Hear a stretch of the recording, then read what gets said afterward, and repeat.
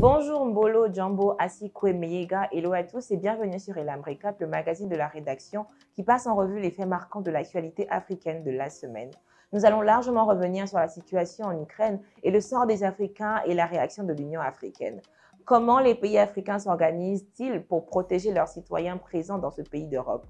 Nous allons parler d'éducation au Gabon avec la nouvelle prouesse du ministre de l'Éducation nationale. En termes de génie, croyez-moi, on fait difficilement mieux. Nous allons également parler de politique gabonaise avec un retournement de veste comme on n'en voit jamais. Le fils d'Ernest à la rédaction, Raivin à la réalisation, Laetitia Mba à la présentation et l'Imbricap numéro 54, c'est parti.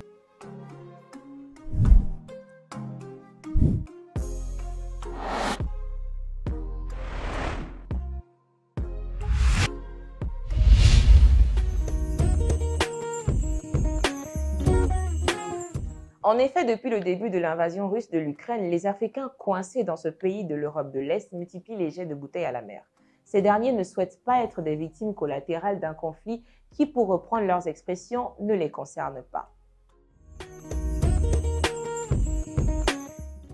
Il a été rapporté qu'une forme de discrimination aurait été subie par ces derniers à la frontière avec la Pologne alors qu'ils essayaient de fuir l'Ukraine comme tout le monde. C'est-à-dire à quel point même dans des cas d'extrême urgence, nos frères sont marginalisés.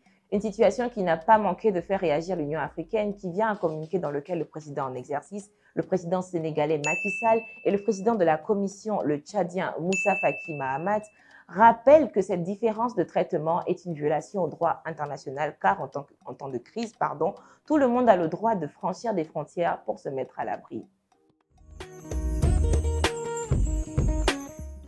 Oui, c'est le cas de la Côte d'Ivoire, par exemple, qui, avec le concours de son ambassadeur en Allemagne, a coordonné le convoi de bus pour un plan d'évacuation des Ivoiriens. La Tunisie, quant à elle, a envoyé un avion à Bucarest pour rapatrier ses ressortissants. Ce vol assuré par l'armée de l'air tunisienne est le premier d'un pont aérien ordonné par le président Kais Saïed.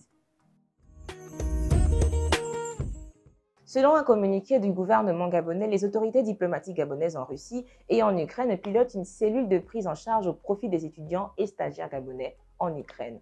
Un numéro d'urgence a été ouvert pour la circonstance. Raivin, sujet suivant, s'il te plaît.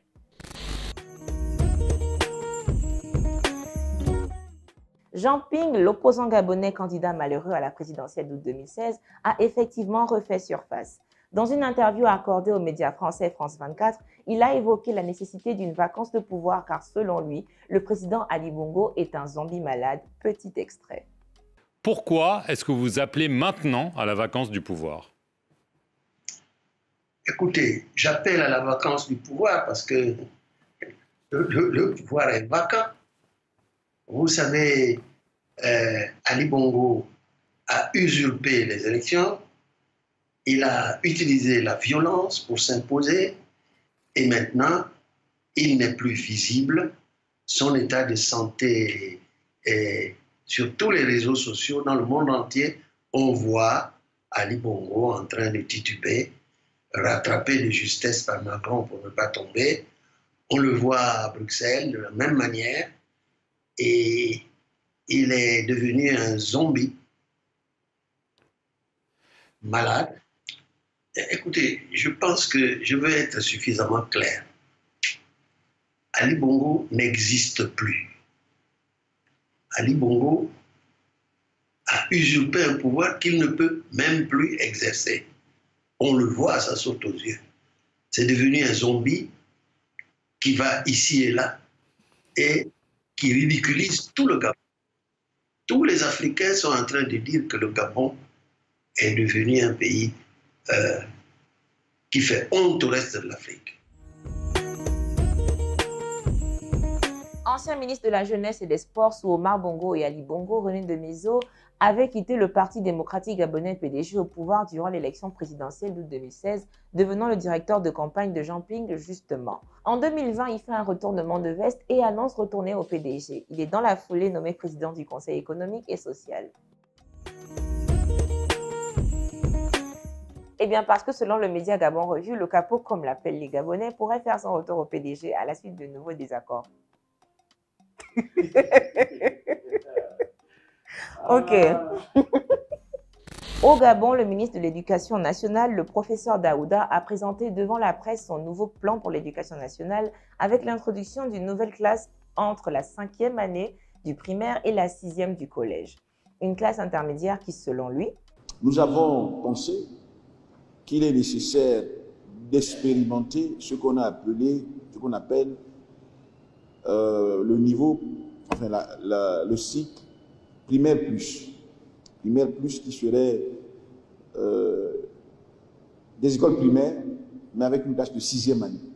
Selon le ministre gabonais de l'Éducation, la création de cette classe permettrait de mieux préparer l'apprenant au cycle secondaire. On est habitué dans le système français à terminer le cycle primaire avec la 5e année, mais ce n'est pas universel. Ce n'est pas universel et ça peut poser des problèmes parce que quand l'enfant passe du primaire au secondaire, il change d'environnement. Il passe d'un environnement où il avait un enseignant à un environnement où il va avoir plusieurs enseignants. Et c'est un choc cognitif, c'est un choc psychologique. Et donc cette transition-là, de la 5e année au secondaire, pose des problèmes qu'il faut analyser. C'est pour ça l'expérimentation d'une classe de 6e année au primaire, avec des enseignants spécifiques, nous permettrait de comprendre la transition entre le primaire et le secondaire et le passage d'un système où on a un enseignant à plusieurs enseignants. Tellement à dire sur cette nouveauté que je vais proposer à Nelly une émission Elam Détour sur le sujet. Nous sommes arrivés à la fin de notre émission Elam Récap numéro 54. J'espère que cela vous a plu. N'hésitez pas à laisser un commentaire, un j'aime et à vous abonner. Je vous dis à bientôt.